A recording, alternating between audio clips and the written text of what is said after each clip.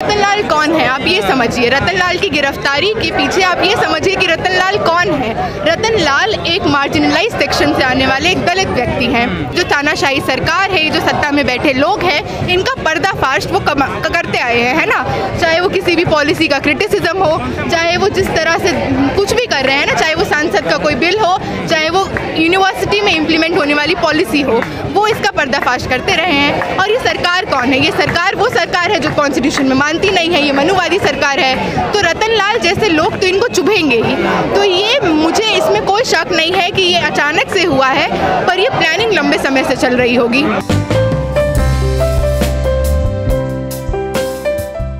आज देखिए कि पहला जो उन्होंने पोस्ट किया, उसके बाद उनको लगातार थ्रेट्स आ रहे थे, है ना।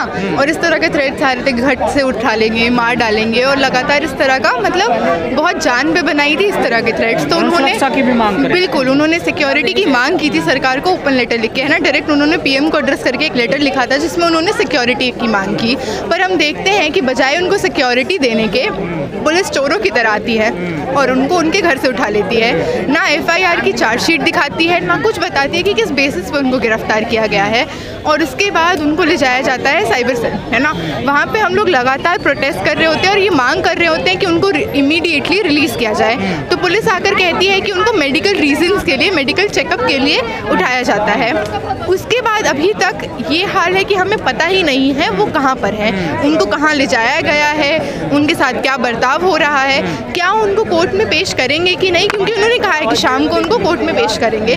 पर हम नहीं कह सकते हैं ना किस तरह से लगातार देश के इंटेलेक्चुअल्स पर, देश के उस तबके पर जो इस सरकार के अगेंस्ट है, चाहे वो स्टूडेंट्स हो, चाहे वो टीचर्स हो, है ना। हम देख रहे हैं जीएन साई बाबा या फिर हनी बाबू हो, उमर खालिद हो, शर्जील इमाम हो, ये लोग छात्र और शिक्षक हैं। किस तरह से इनको यूएपीए के तहत जेल में भर दिया गया है। हम देखते हैं जेएनयू, डीयू, ये इस तरह के कैंपस में जब भी प्रोटेस्ट होता है तो पुलिस इतनी तैनात होती है। आप आज भी देखिए कितनी पुलिस तैनात है। ये लोग क्यों हैं यहाँ पे? क्या हम क्रिमिनल्स हैं? क्या हम टेररिस्ट हैं? हम तो वो लोग हैं जो कॉन्स्टिट्यूशन को बचाने की लड़ाई लड़ रहे हैं। हम वो लोग हैं जो देश के लोकतंत्र को बचाने की लड़ाई लड़ रहे हैं। तो किस तरह से ये लोग हमेशा तैनात रहते हैं और हम जब कोई प्रोटेस्ट करते हैं इन चीज़ों के अगेंस्ट, हम जब अपना डाइसेंट जाहिर करते हैं सड़क पर, ये लोग हमें उठा लेते हैं। तो क्या कोई अब अपने विचार या अपनी राय भी नहीं रख सकता क्या? बिल्कुल, है ना। और उन्होंने जो राय रखी उस पर अगर आप उसकी निंदा करते हैं, आप उससे सहमत नहीं हैं, तो क्रिटिसाइज़ करिए, आलोचना करिए उस चीज़ की। ये क्या होता है कि आप उठा ही लेंगे, है ना। तो ये बताता है कि किस तरह से 2024 का जो एक चुनावी मैदान है तैयार किया जा रहा है ना। कि देखिए कि जब पिछला चुनाव था तो एकदम से अयोध्या की बात होने लगी। अब जब दूसरा चुनाव है तो हर मस्जिद के नीचे एक मंदिर था, ये बात आ गई है। मतलब हम छात्र हैं, हमें पता है कि एनईपी आ जाएगा तो हमारी शिक्षा की धज्जियाँ उड़ जाएंगी। जो हम 10,000 15,000 देकर डीयू में क्वालिटी एजुकेशन लेने आते हैं, ये अशोका जिंदल जितना फीस हो जाएगा और 2.5 लाख 2 लाख हो जाएगा। तो किस तरह से इन मुद्दों पर कोई छात्र, इन मुद्दों पर कोई बेरोजगार बात ना कर ले। देश में देश का इंडियन रुपी का जो वैल्यू है, इंडियन करेंसी का जो वैल्यू है, लगातार ड्रॉप होता जा रहा है। किस तरह से बेरोजगारी चरम सीमा पर है, आए दिन कोई ना कोई पेपर लीक होता है। तो इन चीज़ों पर बात ना हो जाए, इससे युवा को, इससे देश को भटकाने के लिए ये जो धर्म की राजनीति, जो नफरत की राजनीति है, ये भाजपा करती आई है। उनकी पोस्ट से कहा जा रहा है कि किसी की भावनाओं को ठेस पहुंची, अभद्र टिप्पणी की है उन्होंने, ऐसा उनके ऊपर आरोप लगा रही है मीडिया खास। जी बिल्कुल, और वो मीडिया भी कौन सी मीडिया ये हमें पता है ना। ये वही मीडिया है जब जहांगीरपुरी में जब डिमोलिश किया जाता है मुसलमानों का और वर्किंग क्लास लोगों का घर, है ना। हिंदू भी होते हैं उसमें, पर वर्किंग क्लास है ना, जो समाज का सबसे हाशिए पर तबका है, उसका घर जब डिमोलिश किया जाता है तो वो लोग बुलडोज़र पर चढ़कर वो लोग वहाँ से न्यूज़ की खबर दे रहे थे। ये वही मीडिया है जब कहीं भी भारत में दंगा होता है तो वो दंगा हमें पता है वो दंगा नहीं है, किस तरह से मुस्लिम्स पे अटैक है, उसको हिंदू मुस्लिम दंगा कहकर दिखाता है ना। तो हम समझ रहे हैं वो जो मीडिया है वो मीडिया भी किसका मीडिया है, पहली बात तो आप ये समझिए। दूसरी चीज़ ये है कि जो मैं बार बार कह रही हूँ कि किसी के भी किसी ओपिनियन से हो सकता है आपको ठेस पहुँची हो, तो आप अपना जो आप आलोचना कीजिए, आप उसका क्रिटिसिज्म कीजिए, ये कोई तरीका नहीं है ना। हम एक लोकतांत्रिक देश में रहते हैं, है ना। हो सकता है इस देश का जो पीएम है वो तानाशाह है, पर अभी हम उस हालत में नहीं पहुंचे हैं कि एकदम से कुछ भी कर लेंगे, क्योंकि अभी इस देश में, अभी इस भारत में कॉन्स्टिट्यूशन पसंद, लोकतंत्र पसंद लोग अभी भी जिंदा हैं। अभी पीछे की भीड़ देखिए, ये कल गिरफ्तारी हुई है और कल 3 बजे से लेकर अभी तक लोग जाने को तैयार नहीं है। हमारी मांग भी यही है कि जब तक रतन लाल को इमीडिएटली सेफली रिलीज नहीं किया जाता, ये आंदोलन जारी रहेगा। भावना इतनी कमज़ोर हो गई है कि आजकल जो किसी को कुछ कहने से भी ठेस पहुँच जाती है। और भावना कमज़ोर होने की बात नहीं है। रतन लाल कौन है, आप ये समझिए। रतन लाल की गिरफ्तारी के पीछे आप ये समझिए कि रतन लाल कौन है। रतन लाल एक मार्जिनलाइज सेक्शन से आने वाले एक दलित व्यक्ति हैं। जो तानाशाही सरकार है, जो सत्ता में बैठे लोग हैं, इनका पर्दाफाश वो करते आए हैं, है ना।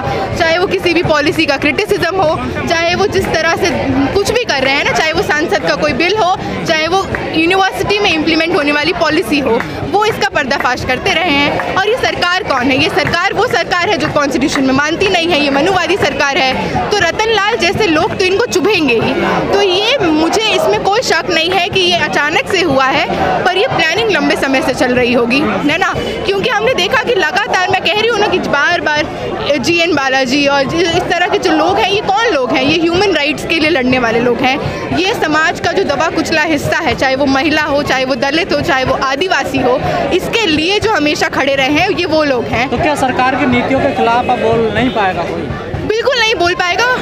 हम एक बहुत पीसफुल प्रोटेस्ट करते हैं कहीं भी, है ना। चाहे वो कर्नाटका पे जो हिजाब बैन वाला बात हुआ था, किस तरह से महिलाओं की क्लोथिंग की बात है, चाहे वो JNU में ज़बरदस्ती जो लोग जो मीट खाना चाहते हैं, जो कुछ भी खाना चाहते हैं, किसी के भी चॉइस ऑफ फूड पे जो अटैक है, उसके अगेंस्ट हमने प्रोटेस्ट किया। हम कभी भी किसी भी चीज़ पे प्रोटेस्ट करते हैं तो किस तरह से हमें डिटेन कर लिया जाता है। रोज अम्बेडकर की मूर्तियाँ तोड़ी जाती है। बिल्कुल, तब तो कोई जेल नहीं जाता। और खाली अम्बेडकर की मूर्तियाँ नहीं है ना, जो लोग जो मार्जिनलाइज सेक्शन से लोग आते हैं, आप देखिएगा लिंचिंग, है ना, किस तरह से लोगों को कास्टिक स्लर बोलना, है ना, इस तरह से डिग्रेड करके रखना, और किस तरह से जातिवाद अभी भी इतना एविडेंट है। इन चीज़ों पर कोई काम नहीं होता है ना।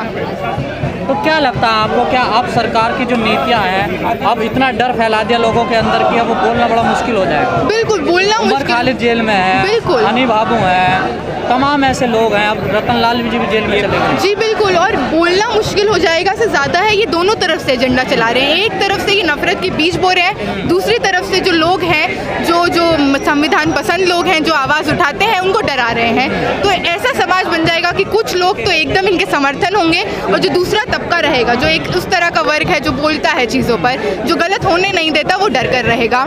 पर एक चीज़ और इनको पता होना चाहिए कि जब आप बहुत डरा देते हैं ना, तो डर भी खत्म हो जाता है। आप देखिए ना कि आज समर्थन में किस तरह से दिल्ली विश्वविद्यालय का हर एक छात्र, हर एक प्रोफेसर, ये खाली इस प्रोटेस्ट में साथ देने नहीं आए हैं। ये एक लार्जर डिमांड है। ये डिमांड है कि रतन लाल के साथ साथ जितने भी पॉलिटिकल प्रिजनर्स और हैं, जितने भी इस तरह के लोग और हैं, भारत में अगर हम आंकड़ा देखें तो सबसे ज़्यादा जेल में जो लोग हैं वो मुस्लिम्स और दलित हैं। तो एक लार्जर प्रोटेस्ट है ये प्रोटेस्ट है ये बोलते हुए कि अब इस तरह का हमला भारत में किसी भी अल्पसंख्यक समुदाय के व्यक्ति पर नहीं चलेगा। एक आखिरी सवाल, जिस प्रकार सोशल मीडिया पर उन्हें भद्दी उनके परिवार उनको गाली दी जा रही है, उस पर क्या कहना है? क्या उन लोगों पर भी कार्रवाई नहीं होनी चाहिए? बिल्कुल, और उन लोगों पर, और आप ये देखिए ना कि कपिल मिश्रा, यति नरसिंहानंद, ये कौन लोग हैं? ये वो लोग हैं जो स्टेज पे चढ़कर गोली मारो और गालियाँ यूज करते हैं, है ना। धर्म संसद देश भर में जगह जगह हुए हैं जहाँ पे चढ़कर स्टेज पे बोला गया है कि मुसलमानों के घर में घुसकर उनकी महिलाओं का रेप करो। इन चीज़ों पे कार्रवाई क्यों नहीं करती है सरकार? ये जो हेट मॉन्गर्स हैं, ये जो खड़े होकर लगातार हेट स्पीच देते आए हैं, इन लोगों पे कार्रवाई क्यों नहीं होती है ना। हम देखते हैं कि किस तरह हर 8 मिनट पर भारत में एक माइनर का रेप होता है। तो किस तरह से खासकर ये रेप्स जैसे हाथरस जैसे केस है, इस पे कार्रवाई क्यों नहीं होती? इस तरह के केसेस को स्टॉप करने की बात क्यों नहीं होती है? तो एक लंबी राजनीति है जो नफरत की राजनीति है, पर इसके अगेंस्ट जो लोग खड़े हैं वो भी बहुत हिम्मतदार हैं। और आप देखिएगा कि जब तक रतन लाल को रिलीज़ नहीं किया जाता, हम लोग यहाँ से नहीं हटेंगे।